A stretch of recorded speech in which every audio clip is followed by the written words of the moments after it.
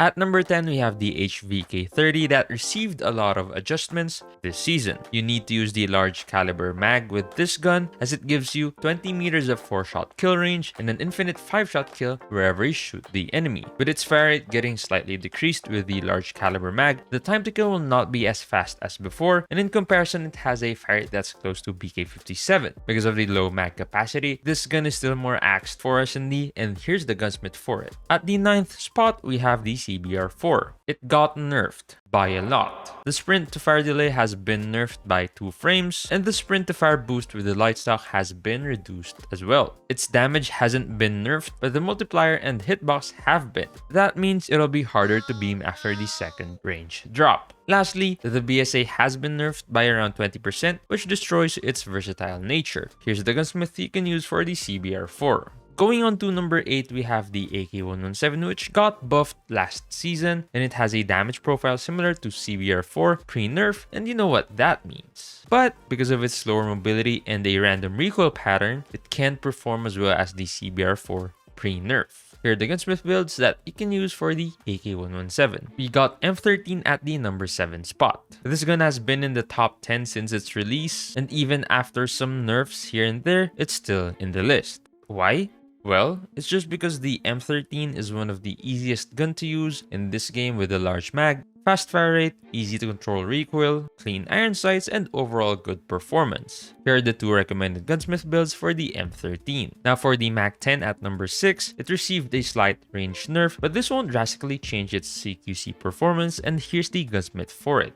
It's also possible for you to use the Task Force barrel, which boosts the range slightly and will make the range back to what you're used to if you're using the 5.3-inch extended barrel in the past. But you should know that it increases the recoil and it can be hard to control. At number 5, we have the recently buffed QQ9. In some regions like the EU, it's being widely used. Well, it's not that different from last season, as the damages have been slightly buffed for the upper arms, head, and chest. This buff increases the 4-shot kill consistency in the second range. But apart from the damages, overall stats are really good for an easier to use CQC SMG. For the Gunsmith, we have 2 options. The first one with higher mobility, and the second one with slightly more range. Kilo 141 takes the number 4 spot, which is the second best AR in the game right now. Easy to use, insane BSA, large mag, and good damage. It's the best AR when holding positions and taking long-range fights with its really accurate bullet spread accuracy. However, its mobility holds it back to be really effective as a versatile weapon. Here's the Gunsmith for it, which is the same as last season. At the number 3 spot, we have a gun that we never talked about on this channel, which is the KSP. It received a shadow buff on its fire rate, specifically on the time between 2 bursts, which makes it easier to use. It was underrated,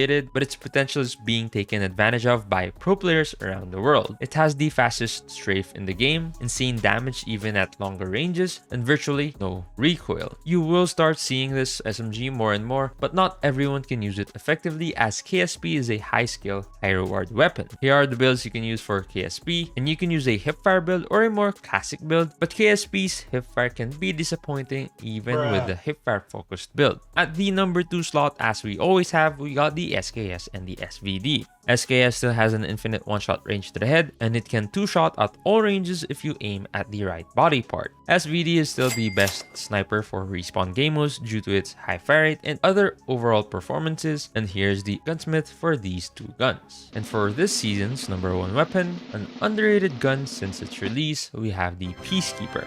With the CBR nerf, Peacekeeper just takes its place as the best versatile weapon in the game. It has the fastest strafe among all ARs in the game, as well as the second fastest reload of all the ARs. It also has easy to control recoil, and its overall mobility stats are closer to what we see in the SMG category. And if you got the Mythic version, which is available right now, you'll also have one of the cleanest Ironsights. But don't worry, the base Ironsights aren't too bad. Here's the Gunsmith you can use for it. That's the top 10 list for today. If you like this video, make sure you subscribe if you haven't already. What's your personal top 3 guns for Season 7? Let us know down in the comments below. Are these lucky draws worth it? I bought them all and took a look to see if it's worth it in this video right here. Thanks for watching, and I'll see you on the next one.